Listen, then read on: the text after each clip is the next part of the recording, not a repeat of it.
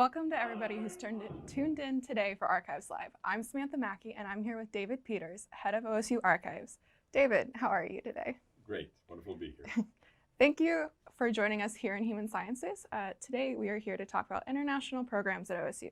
So, David, what kind of international outreach programs has OSU been involved in over the years? Beginning in the 1950s, we began looking at the possibility of extending that land-grant model of education, research, and extension into other parts of the world. And we became actively involved in a number of different locations. Africa, Asia, and South America predominated. And I've got a few pictures, actually, if you don't mind starting off right away. We have an image here. This is Hugh Rauk in the center, but we're introducing coffee production in Ethiopia. And so we were in Africa. Here is one of our animal science faculty members or former students, and he's working on a project in Pakistan using cattle as draft animals. And then here we have an image. This is from a faculty member in the home economics department working with women in the northern part of South America to do enhanced educational opportunities in home economics. And so working with health, clothing, and food preparation. And so we had quite an extensive program. And really, I think our first log is from about 1950-51, where we are sending now faculty to work overseas at these different locations. Cool. So President Bennett on campus, he did a lot for the architecture and stuff, but what kind of impact did he have on the international programs? So right after World War II, Bennett is a part of a group of gentlemen who traveled to Europe to work over there on the recovery of Europe after the war. And so we got to tour a lot of Central and Eastern Europe. And he came back with the realization there were a lot of things we could do in the world to help others. And not only in Europe, but he really felt a strong desire to help in the developing world. And part of that is reflected in the fact that there was a concern about the dramatic increase in the communist influence after World War II. And so this was a way to combat both the communist influence in the developing world, but also to spread the land grant mission to other places. And so Bennett is named director of the Point 4 program in about 1949, 1950. He's the first director of the Point 4 program. And this is a program that Harry S. Truman had developed, had actually mentioned in his inaugural address of 1948. And so Truman mentions this proposal, and within a short time he names Bennett as the first director. And now Bennett travels the world, Asia, Africa, South America, Central America, looking at possibilities for partnerships and cooperation with local, state, regional, city projects that will help the people in those areas. Tragically, Bennett is killed while on a Point 4 mission. They were in the Middle East. It was at Christmas, December 1951. His wife Vera had traveled with him on that trip because she wanted to see the Holy Land. And then other members of the Point 4 team that were with him perished in a plane crash near Tehran, Iran. But Bennett, during that year and a half, would continue to come back to campus and was sharing the stories of what he was doing and really kind of inspiring people to consider more involvement overseas. And so he acted as an official representative for the U.S. government, but he was also making sure that individuals at Oklahoma A&M were aware of what was going on and looking at possibilities for them too. And eventually that gets us into Ethiopia. Great. To those of you who are just now tuning in, this is Archives Live. I'm here with David Peters, and we're talking about international programs. If you have any comments or questions, you can leave them in the comments, and we will answer them live on stream. So, David, when did OSU first get international students?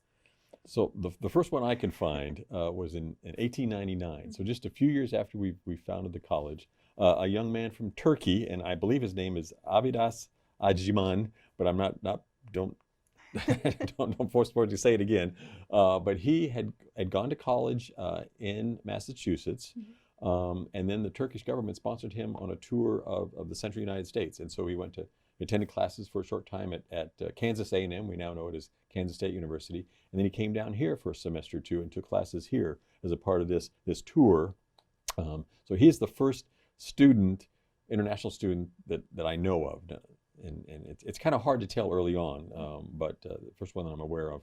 But then near as I can tell, the first student who graduated, who was an international student, was a gentleman from Japan, and his name was Yutaka Akoji, and he graduated in 1912 in dairy science. His hope was to go back to Japan and open up a creamery, and I'm not sure how he made the connection to OSU, but he had served as a journalist during the Russo-Japanese War.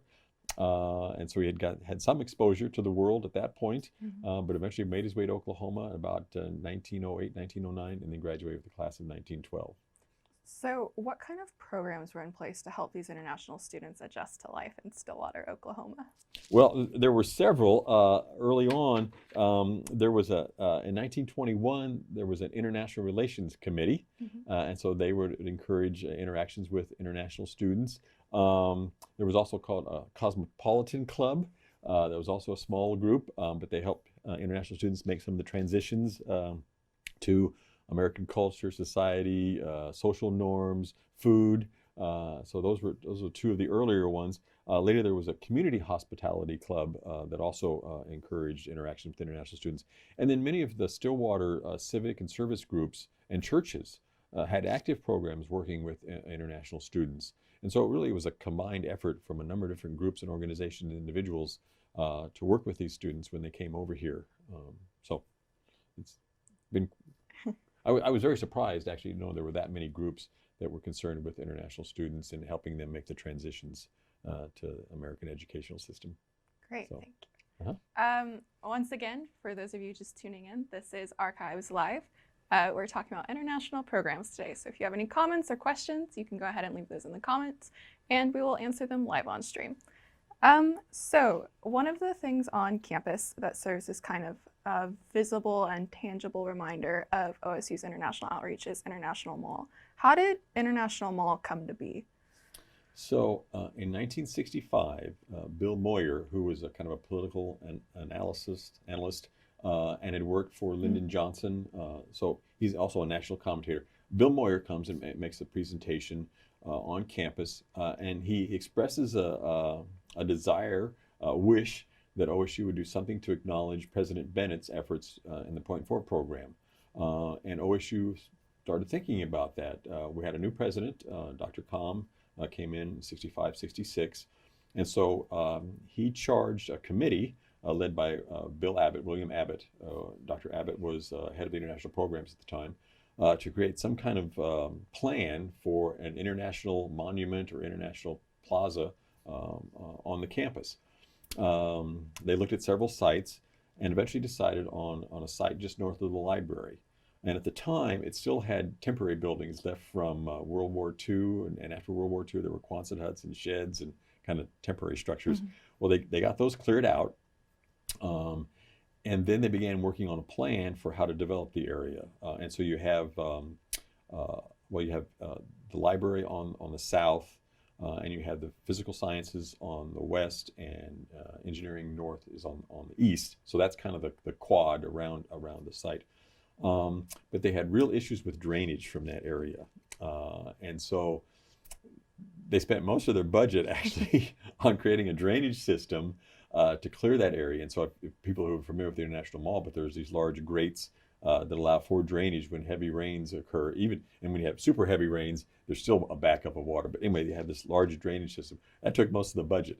So what they did though is there was a plan by Brian Thompson, who was the landscape architect for the campus at the time, horticulture graduate, horticulture student from here.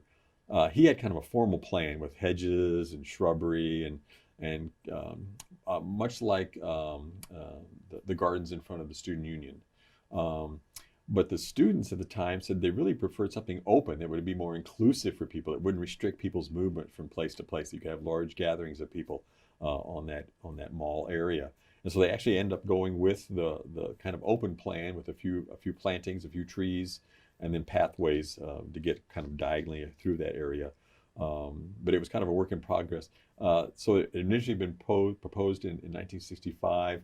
It really isn't dedicated until I think it was April or May of 1971, so it took a while to get to that point. And then they continued to have additions to it. International students sponsored the production of a sculpture out of marble. There's a dove. It was a peace dove sitting on top of the globe. And I think that was installed about 1972. Also in 72, they installed the flag poles that are at the north end of the plaza of the mall area. That's before the Noble Research Center was built. So there was just those 19 flag poles. The one flagpole has the U.S. flag and the Oklahoma flag, and then the other 18 flagpoles, they rotate through flags from the countries that represent the students who are currently international students on campus. So it took a period of time for this thing to kind of develop. Eventually a plaque was added acknowledging OSU's efforts in Ethiopia. We had worked very closely with Haile Selassie to develop a college in Ethiopia, and we ended up having three sites in Ethiopia. But there was a large plaque presented or produced and supported by Emperor Haile Selassie to be at the International Mall. Several other plaques have come and gone. The dove has been stolen 2 or 3 times. This last time they replaced it with a bronze replica, and I guess they're able to adhere it, secure it more securely to the stand. But that's how it all got started in the late 60s and early 70s. But to acknowledge, first of all, the impact of Dr. Bennett on international programs, and then the impact that international students have had on our campus and visiting here, and let them know that they're welcome. You know, just a week or two ago, they had lunch, and you could get all kinds of different flavors of international food in that International Mall, which I think is a great location for them to hold that event. So anyway, probably said too much, but that's a little bit about the International Mall. So William wants to know, how many different countries are represented at OSU? At times there have been more than 50 or 60. So early on, you know, in the first decades, you know, you'd have just a handful. And at different periods of time, different groups, different parts of the world have been represented. At one time, we had a lot of students from Nigeria. At other times, we had a lot of students from Ethiopia because of our connections with Ethiopia. We've had a lot of students from India and Pakistan and China at different points in time. I would say at any one time, though, at least now, we probably should check with international programs and we can get back once we get the information from them.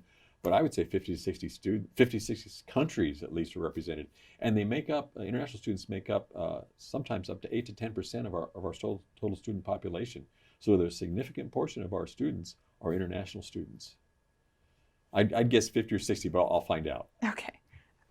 Bonnie said that she said, I've heard different stories about why we fly certain flags on international lawn. How do they choose the flags that fly? So they're cycled through. And so let's say at the beginning of that semester, they'll select the flags from the countries for international students that are here, and they simply go in a rotation. And so the U.S. flag and Oklahoma flag are always there, but then the other flagpoles, it's simply a rotation through, and so they're up for so long, and they get rotated out, and new ones come in. And so that way, it's not like a random drawing or selective by who we like best or who has the most students from that country. They simply go through in a cycle, and so eventually every student's flag should be represented at the flagpole at several points during the semester. Okay. So Sarah would like to know, when did Haile Selassie visit Stillwater, and was he able to see it? Yes. Well, he came, I believe it was about 1954 or 55. I could be off a little bit. And this was after Bennett had passed, but the emperor had expressed a strong desire to come to OSU. He had met with Bennett when Bennett was leading the Point 4 program. So he had met with Bennett about 1949, 1950. But he comes here, I think it was really the first visit by an emperor to North America. I could be wrong about that too, but it was highly unusual for someone to travel of his status. But he wanted to come here to celebrate the efforts that OSU, Oklahoma A&M had been involved with in Ethiopia with Alamaya, and so they had quite a ceremony. He arrives in an Ethiopian airline. There's a large contingent at the airport. I don't know if you mentioned the story or not. But we were flying the Ethiopian flag. Well, he refused to come off the plane, and we couldn't figure out what the deal is. They finally sent someone up. We put the flag in upside down. And so once they brought the flag down, corrected it, put it right side up, then he came off the plane. But it was a marvelous visit. A lot of dignitaries across the United States, from the State Department, governor, local state dignitaries. They had a banquet, presentations. He spent the night at the Student Union Hotel. He had quite a large entourage that traveled with him. So it was quite an event. And then after the banquet, he met with surviving members of the Bennett family, and they really appreciated kind of a quality moment they had with him. I've heard stories of him holding some of the children, the grandchildren would be a Bennett, on his knee, and just interacting with the family. And so he was, but he was very appreciative of Oklahoma A&M's efforts in Ethiopia, and just wanted to connect with this location and with many of the people that had been involved with that. So I'm guessing 54 or 55, but we'll find out exactly when that is too, and we can correct me later on. So, Okay, great. but appreciate the question. Thank you. To those of you who are just now tuning in, this is Archives Live, and I'm here with David Peters, and we are talking about international programs. So if you have any comments or questions, you can leave them below in the comments, and we will answer them live on stream. Anthony asks if we have any programs like the 4-point program now. The Point Four program? Yeah. Yes. Yes. Now that's known as the Agency for International Development, and it's still a very active agency for the United States government in all parts of the world, and it's done some marvelous work around the world. But the Agency for International Development grew out of the Point Four program, and AID, Agency for International Development, is very collaborative with a number of other international aid groups. So they'll work with the World Food Program, they'll work with Peace Corps volunteers, they'll work with a lot of different UNESCO, United Nations, they'll work with anybody almost to help increase educational opportunities, economic development, and especially health activities around the world. And so, yeah, AID is still very active and is a part of our federal government. Cool. Do we have any more photos to show everybody? Or? Oh, golly. Completely forgot. Here's the college. Here's Alamaya in Ethiopia. And so there was nothing there before OSU got involved. And then we helped them develop a college. It closed down for a while in the 80s and 90s when the communists had taken control of Ethiopia. But now that Ethiopia is kind of recovered from that time period, I think my understanding is there's tens of thousands of students who attend that college, and so it really made a lasting and dramatic impact. Here's Yutaka Kaji, the dairy science student from Japan. He did return to Japan. The last address we have for him is Hiroshima. That was in 1935, and so I've never been able to determine his status after World War II. Here's I think that's the International Relations Club. They're meeting. There was a Chinese student. That's a Turkish student. There's 4 of them are international students, and that was Mrs. Levin. Her husband, Dr. Levin, was in the history department. I think he was a Russian specialist, but that was one of the groups that helped international students transition. Here's another international student activity.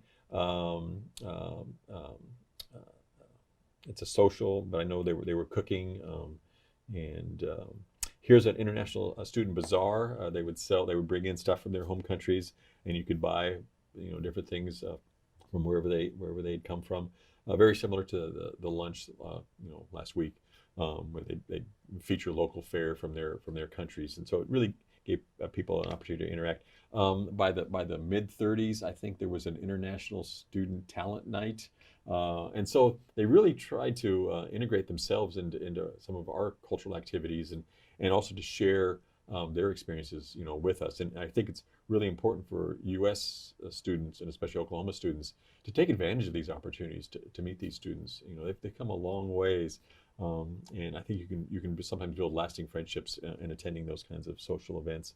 Here's a picture from the International Mall showing the 19 flagpoles.